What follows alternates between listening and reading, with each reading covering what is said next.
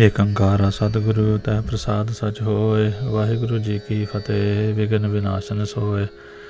Welcome to Suj Prakash Katha in English. In this episode we will be doing Raas 1.30, Shri Guru Amardas Ji's daily routine. After 7 days, Guruji started to implement the traditions of the Guru's house. This is what his daily routine was. In the last watch of the night, around 2 a.m., Satguruji would wake up as it was a time to recite the name of Akal Purkh.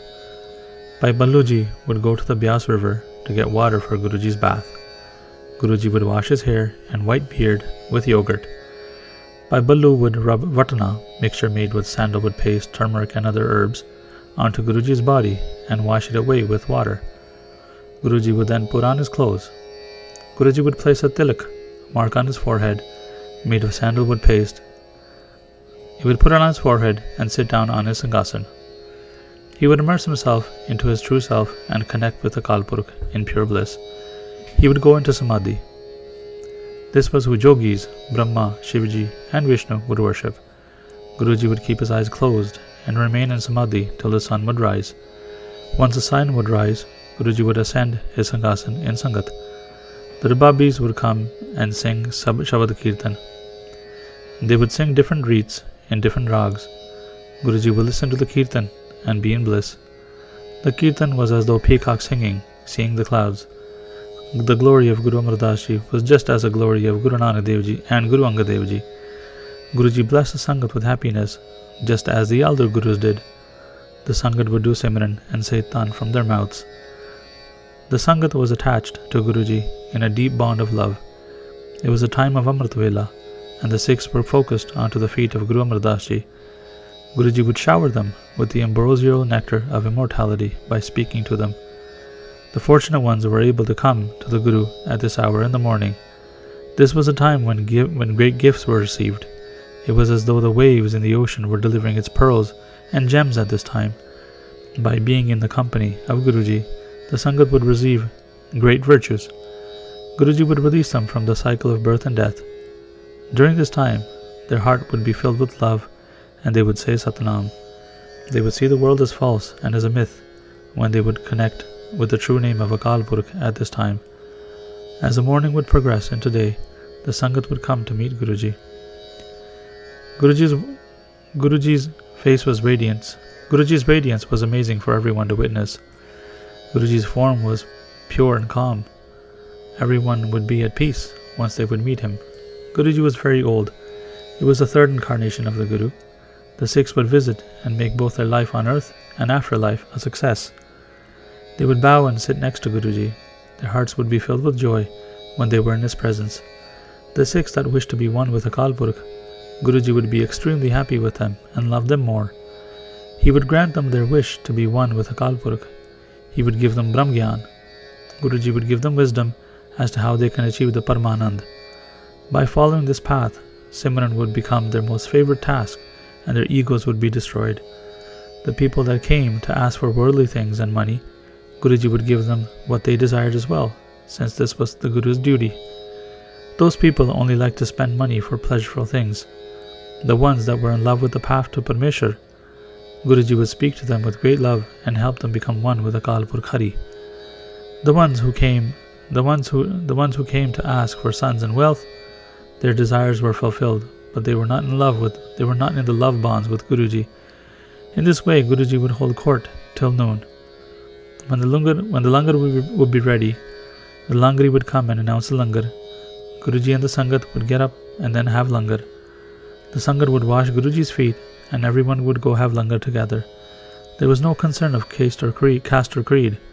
Everyone sat on the same level to have langar. Just as all swans are equally beautiful, so are all humans, high caste or low caste, rich or poor. Satguruji sitting in the Pangat would look like Ramchandraji sitting with rishis and munis in the jungle. Satguruji would only eat once a day. He would have a dish called ogra, a cooked grain in milk, yogurt or water, and he would have it without any salt. He would not eat a full meal and stay a little hungry.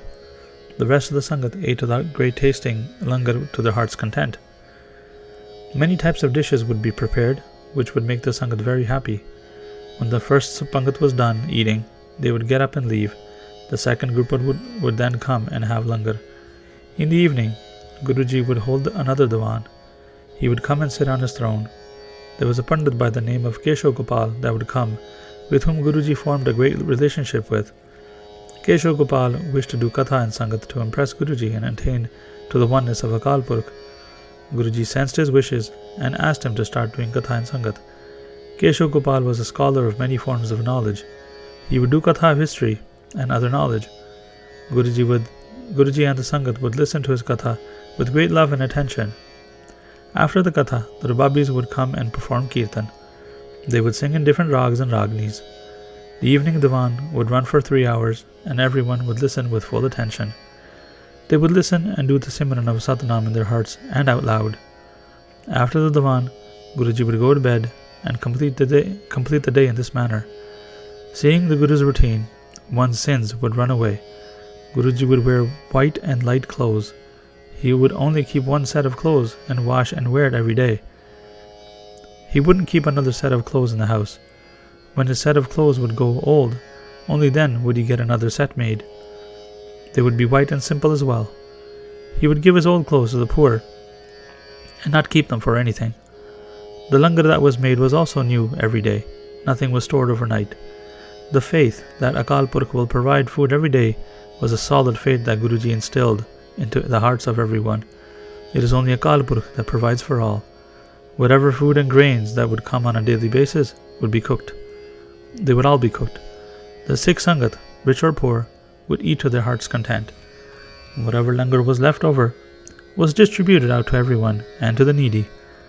They would also give the leftover langar to the animals in the village. There was nothing kept for the next day. Whatever food and grain would come to the langar during the day, nothing was kept, not even the water, not even the collected water.